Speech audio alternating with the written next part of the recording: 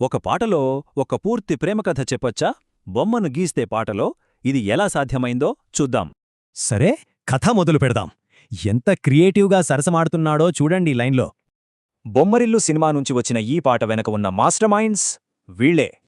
ఇక్కడ హీరో డైరెక్ట్గా అడగకుండా తను గీసిన బొమ్మ మీద నెపం నెట్టి తెలివిగా సంభాషణ మొదలుపెడతాడు.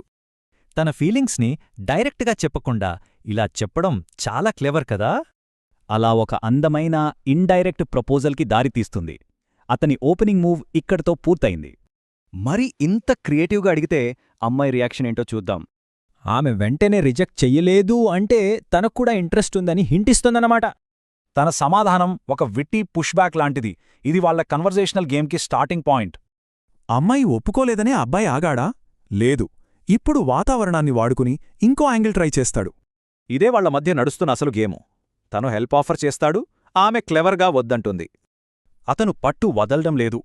ఈ మాటల ఆటను తను ఎంజాయ్ చేస్తున్నాడని మనకు అర్థమవుతోంది. ఇప్పటిదాకా సరదాగా సాగిన ఈ కన్వర్జేషన్ ఇప్పుడు సడన్గా డీప్ అండ్ పొయెటిక్గా మారుతుంది. తను ఒంటరి అని చెప్పడానికి ఇదొక అందమైన మెటఫర్. చాలా బ్యూటిఫుల్ కదా. ఇక్కడే అసలు టర్నింగ్ పాయింట్. అతను ఆమె మెటఫర్నే వాడుకొని సాంగ్ ఎమోషనల్ క్లైమాక్స్కి తీసుకెళ్తాడు. ఈ ఒక్క లైన్తో మొత్తం కథ మారిపోతుంది. తను కేవలం తోడు కాదు, ఆమెలో ఒక భాగమని చెప్పేస్తాడు. ఆ ఒక్క మాటతో ఆ సరదా ఆటలన్నీ పోయి అది ఒక సిన్సియర్ కన్ఫెషన్గా మారిపోతుంది. ఇన్నాళ్లు తను వినాలని ఎదురుచూసింది ఈ మాటేనని అతని ప్రేమను యాక్సెప్ట్ చేస్తుంది.